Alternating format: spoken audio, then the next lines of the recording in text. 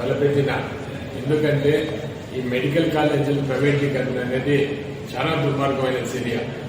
దీన్ని అడ్డుకోవాలా, ఈ మెడికల్ కాలేజీలు ప్రభుత్వం నిర్వహించాలా అనే ఆలోచనతో ఈ కోటి సంతకాల సేకరణ చేపట్టడం జరిగింది.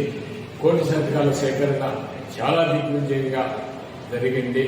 ఎందుకంటే అన్ని నియోజకవర్గాలు, అన్నమయ్య జిల్లాలో అన్ని నియోజకవర్గాల్లో కూడా బ్రహ్మాండంగా జరిగింది. మొన్న 10వ తేదీన నియోజకవర్గ స్థాయిలో దాన్ని జెండా ఊపి జిల్లా కేంద్రానికి పంపడం జరిగింది. 15వ తేదీ రేపటిగా దాన్ని జిల్లా కేంద్రం నుంచి దాన్ని పెద్ద ర్యాలీగా దాన్ని విజయవాడకు పంపడం జరుగుతుంది.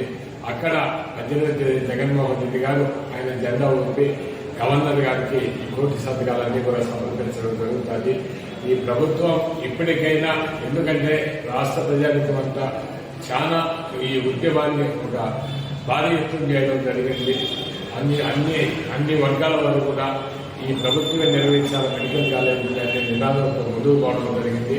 ఇప్పటికైనా ప్రభుత్వం దిగివచ్చి దీన్ని ప్రభుత్వమే నిర్వహించాలని, ఎందుకంటే ఒక పేదవాడికి మెడిసిన్ విద్య అనేది, ఆరోగ్యం అనేది అందుబాటులోకి తేవాలని జగన్మోహన్ రెడ్డి గారి ఆలోచనతో భారతదేశ చరిత్రలో ఎక్కడా లేని విధంగా 17 మెడికల్ కాలేజీ చేయడం ఈ దేశ చరిత్రలో ఎక్కడా జరగలేదు. స్వతంత్రం వచ్చిన దగ్గర నుంచి కూడా ఈ రాష్ట్రంలో 12 మెడికల్ కాలేజీలు ఉంటే, దాదాపు గతంలో రాజశేఖర రెడ్డి గారు 3 మెడికల్ కాలేజీలు ఆ రోజుల్లో ఆయన 3 కాలేజీలు చేయడం జరిగింది. అదేవిధంగా ఇప్పుడు జగన్మోహన్ రెడ్డి గారు 17 మెడికల్ కాలేజీలు ఆయన 5 సంవత్సరాల ఏళ్ళలో శాంక్షన్ చేయడం, మెడికల్ కాలేజీలు ప్రారంభించడం జరిగింది. ఏ ప్రభుత్వమైనా ఒక మంచి ప్రజల డబ్బుతో మంచి కార్యక్రమం చేసినప్పుడు అది కొనసాగాలి. ఒకవేళ ఆ ప్రభుత్వం దిగిపోతే మళ్ళా వచ్చే ప్రభుత్వాలు అవి కొనసాగాల్సిన బాధ్యత ఆ ప్రభుత్వాలపై ఉంటారు.